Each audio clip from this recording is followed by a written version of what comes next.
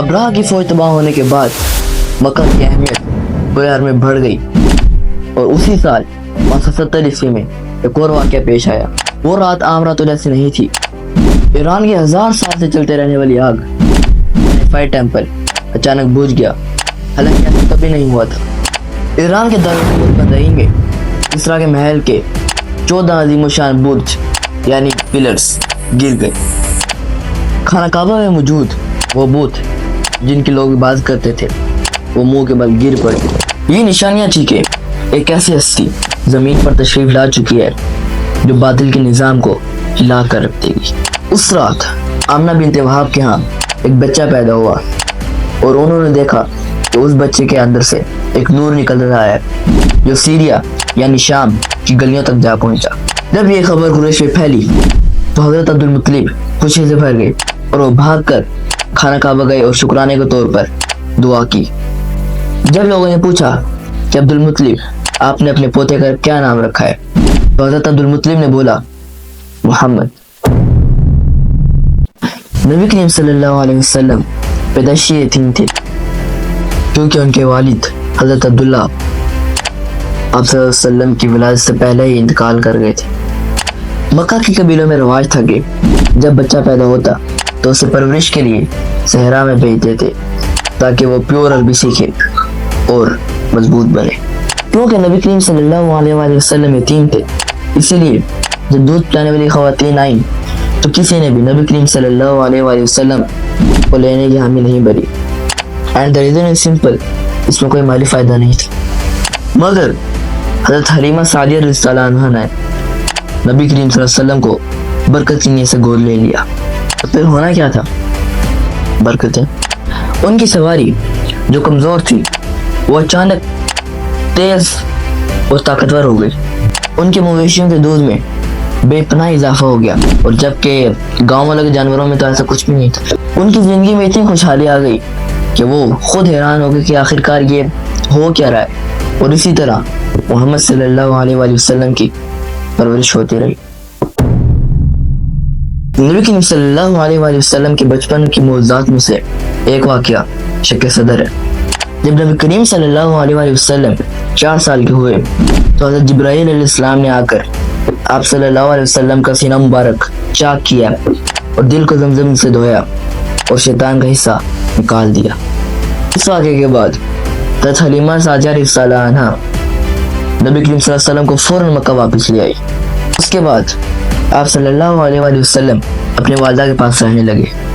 لیکن اس معجزے کے 2 سال بعد جب آپ صلی اللہ علیہ وسلم 6 سال کے ہوئے تو ان کی والدہ آمنہ بنت وہاب انتقال کر گئی، اور یوں آپ صلی اللہ علیہ وسلم مکمل طور پر یتیم ہو گئے۔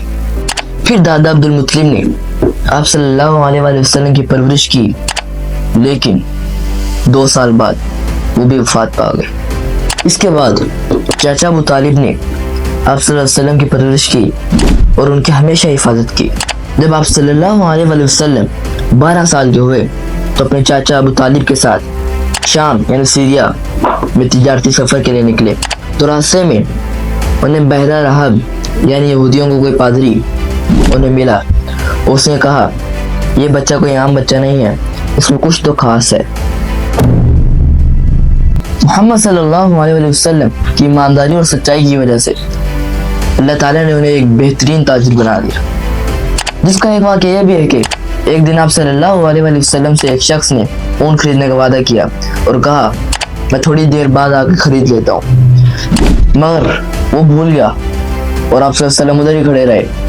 جب وہ کئی گھنٹوں بعد آیا تو حیران رہ گیا اور دیکھا آپ صلی اللہ علیہ وسلم تو ابھی بھی ادھر ہی کھڑے ہیں۔ تو اس نے جا کر پوچھا کہ آپ ادھر کیوں کھڑے ہیں؟ صلی اللہ علیہ وسلم نے بولا کہ آپ نے مجھ سے اونٹ خریدنے کا وعدہ کیا تھا اور میں وعدہ خلافی نہیں کرتا۔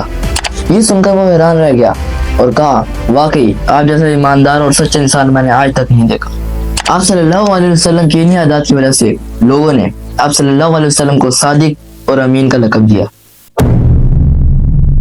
اور جب آپ صلی اللہ علیہ وسلم 25 سال کے ہوئے تو حضرت خدیجہ رضی اللہ عنہا جو مکہ کی سب سے عزت دار اور مالدار خاتون تھی، انہوں نے آپ صلی اللہ علیہ وسلم کو نکاح کا پیغام بھیجا۔ جس کی وجہ صرف آپ صلی اللہ علیہ وسلم کی ایمانداری اور دیانتداری تھی۔ اور چند دن بعد آپ صلی اللہ علیہ وسلم اور حضرت خدیجہ رضی اللہ عنہا کا ایک عظیم و شان تقریب کے اندر نکاح ہو گیا۔ حضرت خدیجہ رضی اللہ عنہا آپ صلی اللہ علیہ وسلم کی سب سے بڑی مددگار اور ہر مشکل وقت میں کھڑے رہنے والی خاتون ثابت ہوئی۔ نبی کریم صلی اللہ علیہ وسلم اکثر عبادت و غور و فکر کے لیے غار حرا جایا کرتے تھے۔ ایک دن آپ صلی اللہ علیہ وسلم نیند کی حالت میں تھے تو اسی وقت حضرت جبرائیل علیہ السلام تشریف لائے اور ان کے ہاتھ میں ایک ریشمی کپڑا تھا اور اس کے اندر ایک کتاب تھی، اور انہوں نے کہا اقرا یعنی پڑھیے۔ تو آپ صلی اللہ علیہ وسلم نے کہا میں پڑھنا نہیں جانتا۔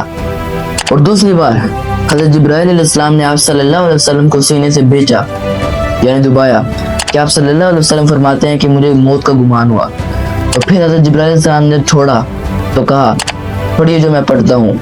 تو آپ صلی اللہ علیہ وسلم نے فرمایا کہ میں کیا پڑھوں؟ تو حضرت جبرائیل علیہ السلام نے قرآن مجید کی سورہ علق کی یہ آیت پڑھی جس کا ترجمہ ہے کہ پڑھو اے نبی صلی اللہ علیہ وآلہ وسلم اپنے رب کا نام لے کر جس نے تمہیں پیدا کیا۔ اس کے بعد آپ صلی اللہ علیہ وسلم گھبرا کر فوراً گھر آئے اور حضرت خدیجہ رضی اللہ عنہا سے کہا مجھ پر چادر اڑا دو۔ اس کے بعد جو کچھ آپ صلی اللہ علیہ وسلم کے ساتھ ہوا انہوں نے حضرت خدیجہ رضی اللہ عنہا کو بتایا، اور اس کے بعد حضرت خدیجہ رضی اللہ عنہا نے آپ صلی اللہ علیہ وسلم کو تسلی دی اور کہا اللہ کی قسم آپ کا رب آپ کی عزت میں کمی نہیں آنے دے گا، کیونکہ ایک تو آپ لوگوں کے ساتھ صلہ رحمی کرتے ہیں اور جن کا کوئی بوجھ اٹھانے والا نہیں ہوتا ان کا بوجھ آپ اٹھاتے ہیں، اور جن کا کوئی کمانے والا نہیں ہے ان کے کفیل آپ ہیں، اور لوگوں کی مہمان نوازی کرتے ہیں۔ اور اس طرح آپ صلی اللہ علیہ وسلم پر وحی اور نبوت کا سلسلہ شروع ہو گیا۔ اس کے بعد بہت سے لوگ آپ صلی اللہ علیہ وسلم پر ایمان لے آئی، جن میں سب سے پہلے آپ صلی اللہ علیہ وسلم کی زوجہ حضرت خدیجہ رضی اللہ عنہا تھی، اور اس کے بعد حضرت علی رضی اللہ عنہ، اور پھر اسی طرح حضرت زید بن حارثہ رضی اللہ عنہ اور حضرت ابوبکر صدیق رضی اللہ عنہ بھی مسلمان ہو گئے۔ ان صحابہ میں سے ایک صحابی حضرت ابوبکر صدیق رضی اللہ عنہ اسلام سے پہلے خلیفہ بننے والے تھے، اس کے بارے میں ہم پھر کبھی بات کریں گے۔ سبسکرائب۔ جیسے جیسے اسلام پھیلنے لگا تو قریش مکہ نے ظلم و ستم کا آغاز کر دیا، اور جس میں سے حضرت بلال رضی اللہ عنہ جو اسلام سے پہلے مؤذن تھے ان کو تپتی دھوپ میں تپتی ریت پر لٹایا گیا، مگر پھر بھی وہ احد احد کہتے رہتے۔ حضرت سمیہ رضی اللہ عنہ اسلام کی سب سے پہلی شہید خاتون بنی، اور اس کی وجہ یہ ہے کہ ان کا اسلام جن کی وجہ سے ظالموں نے ان پر ظلم کی انتہا کر دی اور یہ شہید ہو گئے۔ جب قریش مکہ کا مسلمانوں پر ظلم و ستم حد سے بڑھ گیا، حتیٰ کہ ایک رات قریش مکہ نے نعوذ باللہ نبی کریم صلی اللہ علیہ وسلم کو قتل کرنے کا ارادہ کیا، تو اس وقت اللہ تعالیٰ نے نبی کریم صلی اللہ علیہ وسلم کو حکم دیا کہ ہجرت کی جائے۔ اس کے بعد آپ صلی اللہ علیہ وسلم ہجرت مدینہ کے سفر کے لیے نکل گئے، اور رات کے وقت حضرت علی رضی اللہ عنہ کو بستر پر لٹایا تاکہ دشمنوں کو لگے کہ آپ صلی اللہ علیہ وسلم لیٹے ہوئے ہیں، اور وہ صبح ہوتے ہی مکئی لوگوں کی ایمان سے واپس کر دیں۔ نبی کریم صلی اللہ علیہ وسلم حضرت ابوبکر صدیق رضی اللہ عنہ کو لے کے ہجرت کے لیے نکلے تو پیچھے سے ابو سفیان نے اعلان کیا کہ جو نبی کریم صلی اللہ علیہ وسلم پکڑے گا اسے 100 اونٹ کا انعام دیا جائے گا۔ فوراً یہ بات سن کر ایک شخص آپ صلی اللہ علیہ وسلم کے پیچھے نکلا۔ شخص آپ صلی اللہ علیہ وسلم کو دیکھا تو اس نے اپنا گھوڑا آپ صلی اللہ علیہ وسلم کے پیچھے بھگانا چاہا، لیکن اللہ تعالیٰ کو کچھ اور منظور تھا، اور پھر اس کے گھوڑے کے پاؤں زمین میں دھنس گئے۔ گھوڑا اور وہ آدمی ادھر ہی کھڑے رہے، آپ صلی اللہ علیہ وسلم بچ کر نکل گئے۔ آپ صلی اللہ علیہ وسلم نے کفار سے بچنے کے لیے 3 دن غار ثور میں قیام کیا، اور اسی طرح کئی مشکلوں سے گزرتے ہوئے آپ صلی اللہ علیہ وسلم مدینہ پہنچ گئے، لیکن ایک بہت بڑی جنگ مسلمانوں کا انتظار کر رہی تھی۔